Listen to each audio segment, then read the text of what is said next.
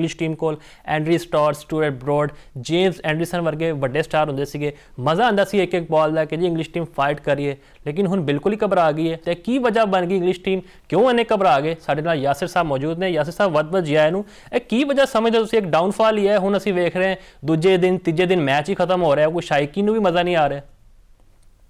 Mufasa बहुत शुक्रिया। 17 लगातार टेस्ट मैच ਜਿਹੜੇ ਇੰਗਲੈਂਡ ਨੇ ਖੇਡੇ ਨੇ ਆਸਟ੍ਰੇਲੀਆ ਦੇ ਵਿੱਚ ਹਾਰ ਚੁੱਕੀ ਹੈ। 17 ਮਤਲਬ ਕਿ ਪਿਛਲੀਆਂ ਜਿਹੜੀਆਂ 3 ਐਸ਼ਜ਼ ਸੀ ਉਹਦੇ ਵਿੱਚ ਵਾਈਟ ਵਾਸ਼ ਹੋਇਆ। ਤੇ ਇਹ ਲਿਖ ਲਓ ਮੇਰੇ ਕੋਲੋਂ ਕਿ ਇਹ ਜਿਹੜੀ ਐਸ਼ਜ਼ ਹੋ ਰਹੀ ਹੈ ਨਾ, ਇਹਦੇ ਵਿੱਚ ਵੀ 5-0 ਹਾਂਜੀ। ਤੇ ਹੋ ਸਕਦਾ ਹੈ ਕਿ 2029 ਚ ਦੁਬਾਰਾ ਜਦੋਂ ਇੰਗਲੈਂਡ ਆਵੇ ਤੇ ਉਦੋਂ ਵੀ 5-0 ਤੋਂ ਹਾਰੇ। ਉਹਦੀ ਵਜ੍ਹਾ ਦੇਖੋ, ਪਹਿਲਾਂ ਵੀ ਕੋਈ ਚੰਗਾ ਨਹੀਂ ਖੇਡਦੇ ਸੀ ਆਸਟ੍ਰੇਲੀਆ ਦੇ ਵਿੱਚ। ਮੈਂ ਤੁਹਾਨੂੰ ਪਹਿਲਾਂ ਵੀ ਹਿਸਟਰੀ ਦੱਸੀ ਸੀ ਕਿ 3 ਵਾਰੀ ਜਿਹੜਾ ਨਾ ਪਿਛਲੇ 80 ਸਾਲਾਂ ਦੇ ਵਿੱਚ ਐਸ਼ਜ਼ ਜਿੱਤਿਆ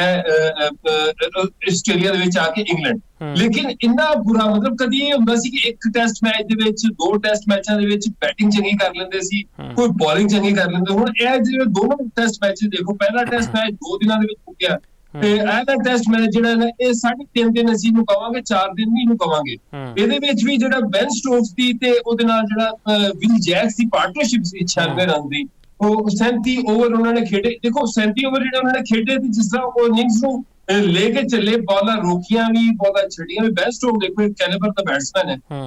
ਲੇਕਿਨ ਉਹ ਜਿਹੜਾ ਬੇਸਬਾਲ ਖੇਡਣ ਆਏ ਸੀ ਅੱਜ ਤੋਂ 3.5 ਸਾਲ 4 ਸਾਲ ਪਹਿਲਾਂ, ਉਹਨਾਂ ਨੇ ਕਿਹਾ ਜੀ ਹੁਣ ਅਸੀਂ ਮਾਰ ਧਾੜ ਵਾਲੀ ਬੈਟਿੰਗ ਕਰਾਂਗੇ ਟੈਸਟ ਮੈਚਾਂ ਦੇ ਵਿੱਚ, ਉਹ ਛੱਡ ਦਿੱਤੀ। ਮਤਲਬ ਆਸਟ੍ਰੇਲੀਆ ਨੇ ਪਹਿਲੇ ਟੈਸਟ ਮੈਚ ਟ੍ਰੈਵਿਸ ਹੈਡ ਦੀ ਬਦੌਲਤ 70 ਗੇਂਦਾਂ ਜਿਹੜਾ ਉਹਨਾਂ ਨੇ 100 ਸਕੋਰ ਕੀਤਾ ਸੀ, 24-25 ਓਵਰਾਂ ਦੇ ਵਿੱਚ 200 ਸਕੋਰ ਚੇਸ ਕੀਤਾ ਸੀ। ਉਹਨਾਂ ਨੇ ਬੇਸਬਾਲ ਨਾ ਮਾਰਿਆ ਇਹਨਾਂ ਨੂੰ, ਮਤਲਬ ਕਿ ਤੇਜ਼ ਖੇਡਿਆ, ਚੌਕੇ ਮਾਰੇ, ਛੱਕੇ ਮਾਰੇ, ਦੌੜਾ ਕੇ ਮਾਰਿਆ ਪਰਤ ਦੇ ਵਿੱਚ। ਤੇ ਇੱਥੇ ਤੱਕ ਜਦੋਂ ਪਹੁੰਚੇ ਦੂਜੇ ਟੈਸਟ ਮੈਚ ਦੇ ਵਿੱਚ, ਜਿਹੜਾ ਸਾਈਕੋਲੋਜੀਕਲ ਖਚਕਾ ਸੀ ਇੰਗਲੈਂਡ ਨੂੰ ਲੱਗ ਚੁੱਕਿਆ। ਮਤਲਬ ਬੈਨ ਸਟੋਕਸ ਨੇ ਇਹ ਜ਼ਰੂਰ ਕਿਹਾ ਕਿ ਆਸਟ੍ਰੇਲੀਆ ਦੀ ਜਿਹੜੀ ਸਰਜ਼ਮੀਨ ਹੈ ਇਹ ਸਟਰੋਂਗ ਬੰਦਿਆਂ ਦੀ ਸਰਜ਼ਮੀਨ ਹੈ ਤੇ ਅਸੀਂ ਸਟਰੋਂਗ ਹੀ ਹੈ। ਤੇ ਲੇਕਿਨ ਲੱਗ ਇੰਜ ਨਹੀਂ ਰਿਹਾ ਕਿ ਆਸਟ੍ਰੇਲੀਆ ਦੇ ਘਰ ਜਿਹੜੀ ਇਸ ਟਾਈਮ ਆਈ ਇੰਗਲੈਂਡ ਸਟਰੋਂਗ ਟੀਮ ਹੈ। ਤੇ ਉੱਤੋਂ ਤੋਂ ਲੈ ਕੇ ਥੱਲੇ ਤੱਕ ਜ਼ੈਕ ਕ੍ਰੋਲੀ ਨੇ ਜ਼ਰੂਰ ਸਕੋਰ ਕੀਤਾ ਦੂਜੇ ਟੈਸਟ ਮੈਚ 'ਚ, ਲੇਕਿਨ ਪਹਿਲੇ ਟੈਸਟ ਮੈਚ 'ਚ ਤੁਸੀਂ ਦੇਖੋ ਦੂਰ ਜਾਂਦੀਆਂ ਬਾਲਾਂ ਨੂੰ ਡਰਾਈਵਾਂ ਖੇਡ ਰਹੇ ਨੇ, ਆਪਣੀ ਜਾਨ ਛੁਡਾਉਣ ਵਾਲੀ ਜਿਹੜੀ ਨਾ ਬੈਟਿੰਗ ਕਰ ਰਹੇ ਨੇ। ਔਲੀ ਪੌਪ ਹੋਵੇ, ਉਸ ਤੋਂ ਬਾਅਦ ਤੁਸੀਂ ਜਿਹੜਾ ਬੈਨ ਡਕਟ ਹੈ, ਚਲੋ ਡਿਫੈਂਡ ਕਰਦੇ ਹੋਏ ਆਊਟ ਹੋਏ ਨੇ। ਤੇ ਇੱਕ ਜਿਹੜਾ ਸਟੋਕ ਕੀਤਾ ਉਹਨਾਂ ਦੇ ਕੋਚ ਬ੍ਰੈਂਡਨ ਮੁਕੈਲਮ ਤਾਂ ਕਹਿ ਰਹੇ ਸੀ ਅਸੀਂ ਪੂਰੀ ਤਿਆਰੀ ਕੀਤੀ ਹੈ। ਮਤਲਬ ਸਾਡੇ ਤੋਂ ਲੱਗਦਾ ਸੀਗਾ ਕਿ ਅਸੀਂ ਜ਼ਿਆਦਾ ਤਿਆਰੀ ਕੀਤੀ ਆਸਟ੍ਰੇਲੀਆ ਦੇ ਖਿਲਾਫ। ਜੇ ਇੰਜ ਦੀ ਤਿਆਰੀ ਹੋਏਗੀ ਫਿਰ ਤਾਂ ਮੈਂ ਸਮਝਦਾ ਇੰਗਲੈਂਡ ਨੂੰ ਆਉਣਾ ਹੀ ਨਹੀਂ ਚਾਹੀਦਾ ਸੀਗਾ ਇੱਥੇ। ਦੇਖੋ ਨਾਸਿਰ ਹੁਸੈਨ ਨੇ ਵੀ ਕਿਹਾ ਕਿ ਤਿਆਰੀ ਕਰਨੀ ਸੀ ਤੇ ਤੁਸੀਂ ਜਿਹੜਾ ਪਰ ਸਟੇਡੀਅਮ ਹੈ ਉਹਨੂੰ 2-3 ਦਿਨ ਵਾਸਤੇ ਜਿਹੜਾ ਨਾ ਕਿਰਾਏ ਦੇ ਉੱਤੇ ਲੈ ਲੈਂਦੇ, ਉੱਥੇ ਬਾਉਂਸੀ ਟਰੈਕ ਦੇ ਉੱਤੇ ਜਿਹੜਾ ਨਾ ਪ੍ਰੈਕਟਿਸ ਕਰਦੇ। ਇਹ ਜਿਹੜੀ ਪ੍ਰੈਕਟਿਸ ਕਰ ਰਹੇ ਨੇ, ਦੇਖੋ ਪਾਕਿਸਤਾਨ ਆਇਆ ਇੰਗਲੈਂਡ, ਮੁਲਤਾਨ ਦੇ ਵਿੱਚ ਇੱਕ ਟਰੈਕ ਮਿਲਿਆ, 800 ਸਕੋਰ ਲਾ ਦਿੱਤਾ। ਲੇਕਿਨ ਜਿਸ ਤਰ੍ਹਾਂ ਪਾਕਿਸਤਾਨ ਨੇ ਸਪਿਨਿੰਗ ਟਰੈਕ ਬਣਾਏ ਨੇ ਉੱਥੇ ਫਸ ਗਏ ਨੇ। ਜਿੱਥੇ ਸਪਿਨ ਆਏਗਾ, ਜਿੱਥੇ ਸੀਮ ਆਏਗੀ, ਸਟਿੰਗ ਆਏਗਾ, ਬਾਉਂਸ ਆਏਗਾ, ਇੰਗਲੈਂਡ ਦੇ ਬੱਲੇਬਾਜ਼ ਜਿਹੜੇ ਨਾ ਫਸ ਜਾਣਗੇ। ਇਹ ਸਾਰੀ ਦੁਨੀਆ ਨੂੰ ਪਤਾ ਹੈ ਕਿਉਂਕਿ ਉਹਨਾਂ ਨੇ ਇੱਕ ਹੀ ਤਰੀਕਾ ਫੜ ਲਿਆ ਜਿਹੜਾ ਕਿ 200 ਸਾਲ ਦੀ ਟੈਸਟ ਕ੍ਰਿਕਟ ਦੇ ਵਿੱਚ ਪਹਿਲੀ ਵਾਰੀ ਮੁਤਾਰਿਫ ਕਰਾਇਆ, ਬੇਸਬਾਲ, ਜਿਹਨੂੰ ਮੈਕੂਲਮ ਦਾ ਤਰੀਕਾ ਕਰਕੇ। ਦੇਖੋ ਮੈਕੂਲਮ ਜਿਸ ਤਰ੍ਹਾਂ ਖੇਡਦਾ ਸੀ ਉਹ ਵਿਕਟ ਕੀਪਰ ਬੱਲੇਬਾਜ਼ ਸੀ, ਉਹਨੇ ਜਿਸ ਤਰ੍ਹਾਂ ਕ੍ਰਿਕਟ ਆਪਣੀ ਖੇਡੀ ਉਹਦਾ ਇੱਕ ਵੱਖਰਾ ਤਰੀਕਾ ਸੀ ਕਿ ਹਰ ਕੋਈ ਇੰਜ ਨਹੀਂ ਖੇਡ ਸਕਦਾ। ਮਤਲਬ ਗਿਲਕ੍ਰਿਸਟ ਦਾ ਤਰੀਕਾ ਅਗਰ ਕਹਿ ਲਓ ਕਿ ਪੂਰੀ ਆਸਟ੍ਰੇਲੀਆ ਦੇ ਵਿੱਚ ਰਾਇਜ ਕਰ ਦਿੱਤਾ ਜਾਵੇ ਕਿ ਉਹ ਇੰਜ ਮੁਮਕਿਨ ਨਹੀਂ ਹੈ। ਤੇ ਦੂਜੇ ਪਾਸੇ ਅਗਰ ਤੁਸੀਂ ਆਸਟ੍ਰੇਲੀਆ ਨੂੰ ਦੇਖੋ ਕਿ ਆਸਟ੍ਰੇਲੀਆ ਬੜੀ ਹੀ ਵੀਕ ਸੀ। ਉਹਦੇ ਵਿੱਚ ਨਾ ਤੇ ਉਹਨਾਂ ਦਾ ਫਾਸਟ ਬੋਲਰ ਹੈਜ਼ਲਵੁੱਡ ਹੈ, ਨਾ ਕਮਿੰਸ ਹੈ, ਤੇ ਨੈਥਨ ਲਾਇਨ ਨੂੰ ਡ੍ਰੌਪ ਕੀਤਾ ਗਿਆ, ਜਿਹਦੇ ਉੱਤੇ ਕਾਫੀ ਬੁਰਾ ਮਨਾਇਆ ਨੈਥਨ ਲਾਇਨ ਨੇ ਕਿ ਮੈਨੂੰ ਡ੍ਰੌਪ ਕੀਤਾ ਜੌਰਜ ਬੈਲੀ ਨੇ। ਤੇ ਜੌਰਜ ਬੈਲੀ ਨੇ ਕਿਹਾ ਹਾਂਜੀ ਮੈਂ ਬੁਰਾ ਕੀਤਾ ਨਹੀਂ ਹੈ। ਤੁਸੀਂ ਟੈਸਟ ਮੈਚ ਫਿਰ ਦੇਖਿਆ ਵੀ ਕਿ ਮਾਈਕਲ ਨਜ਼ੀਰ ਨੇ ਜਿਸ ਤਰ੍ਹਾਂ 5 ਖਿਡਾਰੀ ਆਊਟ ਕੀਤੇ ਦੂਜੀ ਵਾਰੀ ਦੇ ਵਿੱਚ, ਉਹ ਕੋਈ ਤੇਜ਼ ਨਹੀਂ ਸੀ, ਵਿਕਟ ਕੀਪਰ ਉੱਤੇ ਹੈ, ਉਹਨੇ ਲਾਈਨ ਦੇ ਉੱਤੇ ਬੋਲਿੰਗ ਕਰ ਕਰਕੇ ਇੱਕ ਲੰਬੀ ਪਾਰਟਨਰਸ਼ਿਪ ਵੀ ਲੱਗ ਚੁੱਕੀ ਸੀ। ਉਸ ਤੋਂ ਬਾਅਦ ਸਮਿਥ ਦੇ ਦੋਨੋਂ ਕੈਚ ਦੇਖੋ, ਮਤਲਬ ਬੋਲਿੰਗ ਹੋਵੇ, ਫੀਲਡਿੰਗ ਹੋਵੇ, ਉਸ ਤੋਂ ਬਾਅਦ ਕਪਤਾਨੀ ਹੋਵੇ, ਸਿਚੁਏਸ਼ਨ ਨੂੰ ਹੈਂਡਲ ਕਰਨਾ। ਆਸਟ੍ਰੇਲੀਆ ਨੇ ਜਿਸ ਤਰ੍ਹਾਂ ਸਿਚੁਏਸ਼ਨਸ ਨੂੰ ਹੈਂਡਲ ਕੀਤਾ ਹੈ, ਸਿਚੁਏਸ਼ਨ ਦੇ ਮੁਤਾਬਿਕ ਜਿਸ ਤਰ੍ਹਾਂ ਉਹਨਾਂ ਨੇ ਜਵਾਬ ਦਿੱਤੇ ਨੇ ਇੰਗਲੈਂਡ ਨੂੰ, ਉਹ ਵਾਕਈ ਕਾਬਿਲ ਤਾਰੀਫ ਜਵਾਬ ਦਿੱਤਾ। ਮਿਚਲ ਸਟਾਰਕ ਨੂੰ ਅਸੀਂ ਵੇਖਿਆ ਯਾਸਿਰ ਸਾਹਿਬ 8 ਵਿਕਟਾਂ ਟੋਟਲ ਲਈਆਂ ਨੇ ਤੇ 77 ਰਨ ਦੀ ਸ਼ਾਨਦਾਰ ਇਨਿੰਗਸ ਖੇਡੀ ਹੈ, ਪਹਿਲੀ ਜਿਹੜੀ ਉਹਨਾਂ ਦੀ ਇਨਿੰਗਸ ਸੀਗੀ, ਤੇ ਬੜਾ ਇੱਕ ਜ਼ਬਰਦਸਤ ਜਵਾਬ ਦਿੱਤਾ ਹੈ। ਮਤਲਬ ਬੋਲਿੰਗ ਦੇ ਇਲਾਵਾ ਉਹਨਾਂ ਦੀ ਬੈਟਿੰਗ ਵੀ ਵੱਧ ਕੇ ਅੱਗੇ ਆ ਰਹੀ ਹੈ। ਜੀ ਬਿਲਕੁਲ ਮੁਫਾਜ਼ ਸਾਹਿਬ ਬੜਾ ਜ਼ਬਰਦਸਤ ਤੁਸੀਂ ਪੁਆਇੰਟ ਚੁੱਕਿਆ ਦੇਖੋ ਤੀਸਰੇ ਦਿਨ ਜਦੋਂ ਮੈਚ ਸ਼ੁਰੂ ਹੋਇਆ ਨਾ ਮਿਚਲ ਸਟਾਰਕ ਜਦੋਂ ਬੈਟਿੰਗ ਕਰਨ ਆਇਆ ਹੁਣ ਜਿਹੜਾ ਪਿੰਕ ਬਾਲ ਹੈ ਨਾ ਪਿੰਕ ਬਾਲ ਦੇ ਵਿੱਚ 15 ਟੈਸਟ ਮੈਚ ਹੋ ਗਏ ਜ਼ਿਆਦਾਤਰ ਇਹ ਬ੍ਰਿਸਬਨ ਦੇ ਵਿੱਚ ਖੇਡੇ ਜਾਂਦੇ ਨੇ ਇਹ ਬਹੁਤ ਸੌਫਟ ਜਲਦੀ ਹੋ ਜਾਂਦਾ ਹੈ ਤੇ ਜਦੋਂ ਡੇ ਲਾਈਟ ਖਤਮ ਹੋਣ ਵਾਲੀ ਹੁੰਦੀ ਤੇ ਫਲੱਡ ਲਾਈਟ ਆਨ ਹੁੰਦੀ ਹੈ ਨਾ ਉਹਦਾ ਵਿੱਚ ਦਾ ਟਾਈਮ ਹੁੰਦਾ ਹੈ ਉਹਦੇ ਵਿੱਚ ਤੁਸੀਂ ਦੇਖੋਗੇ ਵਿਕਟਾਂ ਬਹੁਤ ਜ਼ਿਆਦਾ ਗਿਰਦੀਆਂ ਮਤਲਬ ਬੈਟਸਮੈਨ ਨੂੰ ਨਾ ਬਾਲ ਨੂੰ ਸਾਈਡ ਕਰਨ ਦੇ ਵਿੱਚ ਨਾ ਮੁਸ਼ਕਲ ਹੁੰਦੀ ਹੈ ਤੇ ਜਦੋਂ ਸਵਾਲ ਕੀਤਾ ਗਿਆ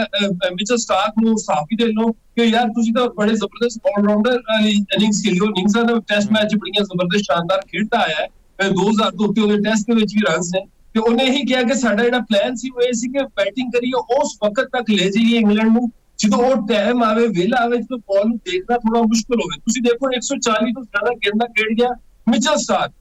ਕਿ 70 ਰਨ ਸਕੋਰ ਕੀਤੇ ਤੇ ਉਹਨੇ ਇੱਕ ਤਾਂ ਲੀਡ 170 ਤੋਂ ਉੱਪਰ ਚਲੀ ਗਈ ਦੂਜਾ ਉਹ ਪੁਆਇੰਟ ਦੇ ਵਿੱਚ ਲੈ ਕੇ ਆਇਆ ਉਸ ਮੌਕੇ ਦੇ ਉੱਤੇ ਉਹਨਾਂ ਨੂੰ ਲੈ ਕੇ ਆਇਆ ਜਿੱਥੇ ਬਣ ਕੇ ਇਹਨਾਂ ਨੂੰ ਜਿਹੜਾ ਨਾ ਮਾਰਿਆ ਜਾ ਸਕੇ ਇੰਗਲੈਂਡ ਨੂੰ ਤੇ ਇਹ ਚੀਜ਼ ਇੰਗਲੈਂਡ ਦੇ ਵਿੱਚ ਨਹੀਂ ਹੈ ਇੰਗਲੈਂਡ ਸਿਰਫ ਆਉਂਦਾ ਹੈ ਉਹਦੇ ਬੈਟਸਮੈਨ ਦੇਖੋ ਤੇ ਤੁਸੀਂ ਸਕੋਰ ਕਾਰਡ ਦੇਖ ਲਓ ਜਾਂ ਉਹਨਾਂ ਦੀ ਬੈਟਿੰਗ ਦੇਖੋਗੇ ਜਾਂ ਬੋਲਿੰਗ ਦੇਖੋਗੇ ਇੰਜ ਲੱਗਦਾ ਤੇ ਬੋਲਰ ਜਿਹੜਾ ਨਾ ਇੱਕ ਹੀ ਜਗ੍ਹਾ ਦੇ ਉੱਤੇ ਪਿੱਛੇ ਬਾਲ ਸੁੱਟੀ ਜਾ ਰਹੇ ਨੇ ਅੱਗੇ ਬਾਲ ਸੁੱਟੀ ਜਾ ਰਹੇ ਨੇ ਕੋਈ ਐਕਸਪ੍ਰੈਸ਼ਨ ਨਹੀਂ ਤੇ ਜੋਫਰਾ ਆਰਚਰ ਜਦੋਂ ਮੈਚ ਮੁੱਕ ਗਿਆ ਟੈਸਟ ਮੈਚ ਹਾਰ ਕੇ ਉਦੋਂ ਉਹਨੇ ਜ਼ੋਰ ਲਾਣਾ ਸ਼ੁਰੂ ਕਰ ਦਿੱਤਾ ਇਹ ਇੰਜ ਹੀ ਹੋਇਆ ਜਿਸ ਤਰ੍ਹਾਂ ਕੋਈ ਬੋਲਰ ਇੱਕ ਓਵਰ 'ਚ 5 ਛੱਕੇ ਖਾਵੇ ਤੇ 6ਵੀਂ ਗੇਂਦ ਬੀਟ ਕਰੇ ਤੇ ਕਵੇ ਇੱਬ ਕੇ ਮਾਰ ਤੇ ਉਹੀ ਗੱਲ ਕੀਤੀ ਹੈ ਜੋਫਰਾ ਆਰਚਰ ਨੇ ਜੋਫਰਾ ਆਰਚਰ ਹੋਵੇ ਟਿਕਸਨ ਹੋਣ ਤੇ ਉਹਦੇ ਨਾਲ ਕਾਰਸ ਹੋਵੇ ਸਿਰਫ ਇੱਕ ਹੀ ਬੋਲਰ ਚੰਗਾ ਲੱਗਿਆ ਉਹ ਲੱਗਿਆ ਬੈਨ ਸਟੋਕਸ ਮਤਲਬ ਟੈਸਟ ਮੈਚ ਦੀ ਜਿਹੜੀ ਬੋਲਿੰਗ ਹੁੰਦੀ ਹੈ ਉਹ ਬੈਨ ਸਟੋਕਸ ਨੇ ਕੀਤੀ ਬੈਟਿੰਗ ਉਹਨੇ ਕੀਤੀ ਬੈਨ ਸਟੋਕਸ ਨੇ ਉਸ ਤੋਂ ਬਾਅਦ ਜੋ ਰੂਟ ਨੇ ਕੀਤੀ ਤੇ ਬੈਨ ਸਟੋਕ ਤੇ ਜੋ ਰੂਟ ਇਹ ਦੋ ਹੀ ਪਲੇਅਰ ਲੱਗ ਰਹੇ ਨੇ ਇਸ ਟਾਈਮ ਇੰਗਲੈਂਡ ਦੀ ਟੀਮ 'ਚ ਬਾਕੀ ਜਿਹੜੇ 9 ਪਲੇਅਰ ਨੇ ਉਹ ਬਿਲਕੁਲ ਇੰਜ ਲੱਗ ਰਿਹਾ ਕਿ ਜਿਸ ਤਰ੍ਹਾਂ ਟੈਸਟ ਮੈਚ ਨਹੀਂ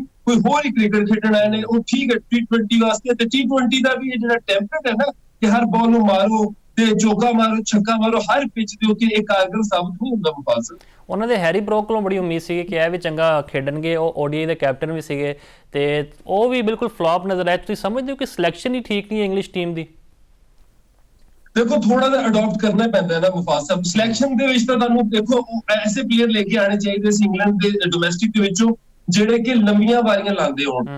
250 300 400 ਗੇਂਦਾਂ ਖੇਡਦੇ ਹੋਣ 200 ਦੀ ਇਨਿੰਗਸ ਖੇਡਦੇ ਹੋਣ ਲੇਕਿਨ ਦੇਖੋ ਜਦੋਂ ਦਾ ਮੈਕੂਲਮ ਆਇਆ ਮੈਕੂਲਮ ਤੋਂ ਪਹਿਲਾਂ ਮਾਰਗਨ ਆਇਆ ਇਹਨਾਂ ਨੇ ਤੇ ਫਲੈਟ ਪਿਚਾਂ ਬਣਾਉਣੀਆਂ ਸ਼ੁਰੂ ਕਰ ਦਿੱਤੀਆਂ ਨਾ ਘਰ ਦੇ ਵਿੱਚ ਇਹਨਾਂ ਨੇ ਕਿਹਾ ਅਸੀਂ ਇੰਜ ਹੀ ਖੇਡਾਂਗੇ ਚੌਕੇ ਮਾਰਾਂਗੇ ਛੱਕੇ ਮਾਰਾਂਗੇ ਤੇ ਲੰਬੇ ਜਿਹੜੇ ਨਾ ਚੌਕੇ ਛੱਕੇ ਮਾਰ ਕੇ ਅਸੀਂ ਜਿਹੜਾ ਨਾ ਕ੍ਰਿਕਟ ਨੂੰ ਜਿਹੜਾ ਨਾ ਇੱਕ ਨਵੀਂ ਤਰਜ਼ ਦੇ ਉੱਤੇ ਲੈ ਜਾਵਾਂਗੇ ਇੱਕ ਕਮਰਸ਼ੀਅਲ ਐਸਪੈਕਟ ਹੈ ਇਹਦੇ ਵਿੱਚ ਦੇਖੋ ਲੋਕ ਚੌਕੇ ਦੇਖਣਾ ਚਾਹੁੰਦੇ ਨੇ ਛੱਕੇ ਦੇਖਣਾ ਚਾਹੁੰਦੇ ਨੇ ਲੇਕਿਨ ਜਿਹੜੀ ਸਕਿਲਫੁਲ ਕ੍ਰਿਕਟ ਹੈ ਟੈਸਟ ਕ੍ਰਿਕਟ ਜਿਹਨੂੰ ਕਹਿੰਦੇ ਜਿੱਥੇ ਬਾਲ ਸ਼ੁਰੂ ਦੇ ਵਿੱਚ ਨਵਾਂ ਹੋਵੇ ਤੇ ਹਿਲ ਰਿਹਾ ਹੋਵੇ ਤੇ ਉਹਨੂੰ ਅਗਰ ਛੱਡਣਾ ਹੋਵੇ ਉਹਨੂੰ ਡਿਫੈਂਡ ਕਰਨਾ ਹੋਵੇ ਇੱਕ ਮੁਸ਼ਕਲ ਫੇਜ਼ ਦੇ ਵਿੱਚ ਨਿਕਲ ਕੇ ਫਿਰ ਅੱਗੇ ਤੁਸੀਂ ਆਓ ਕਿ ਬੈਟਿੰਗ ਆਸਾਨ ਹੋ ਜਾਏ ਤੇ ਸੀਮ ਸਵਿੰਗ ਨਾ ਹੋ ਤੇ ਚੌਕੇ ਛੱਕੇ ਮਾਰੋ ਮਤਲਬ ਇਨਿੰਗਸ ਨੂੰ ਅੱਗੇ ਲੈ ਕੇ ਚਲੋ ਉਹ ਚੀਜ਼ ਜਿਹੜੀ ਹੈ ਨਾ ਪਲੈਨਿੰਗ ਨਹੀਂ ਹੈ ਇਸ ਟਾਈਮ ਇੰਗਲੈਂਡ 'ਚ ਤੇ ਆਉਣ ਵਾਲੇ ਵਕਤ ਦੇ ਵਿੱਚ 3 ਟੈਸਟ ਮੈਚ ਰਹਿ ਗਏ ਨੇ ਤੇ ਇੰਨੀ ਜਲਦੀ ਤਿਆਰੀ ਕਿਸ ਤਰ੍ਹਾਂ ਕਰਨਗੇ ਤੇ ਅੱਗੇ ਆ ਜਾਣਾ ਹੈਜ਼ਲਵੁੱਡ ਤੇ ਬਾਅਦ 'ਚ ਆਏਗਾ ਲੇਕਿਨ ਕਮਿੰਸ ਪਹਿਲਾਂ ਆ ਜਾਏਗਾ ਜਿਸ ਤਰ੍ਹਾਂ ਹੀ ਕਮਿੰਸ ਆਏਗਾ ਟੀਮ ਦੇ ਵਿੱਚ ਤੇ ਇਹਨਾਂ ਦੀ ਬੋਲਿੰਗ ਹੋਰ ਤਗੜੀ ਹੋ ਜਾਏਗੀ ਆਸਟ੍ਰੇਲੀਆ ਦੀ ਕਿ ਆਸਟ੍ਰੇਲੀਆ ਪਹਿਲਾਂ ਜਿਹੜਾ ਕਮਜ਼ੋਰ ਸੀ ਤੇ ਉਹ ਇਹਨਾਂ ਨੂੰ ਇੰਨਾ ਤੁਲ ਕੇ ਮਾਰ ਰਿਹਾ ਸੀ ਤੇ ਅੱਗੇ ਆ ਕੇ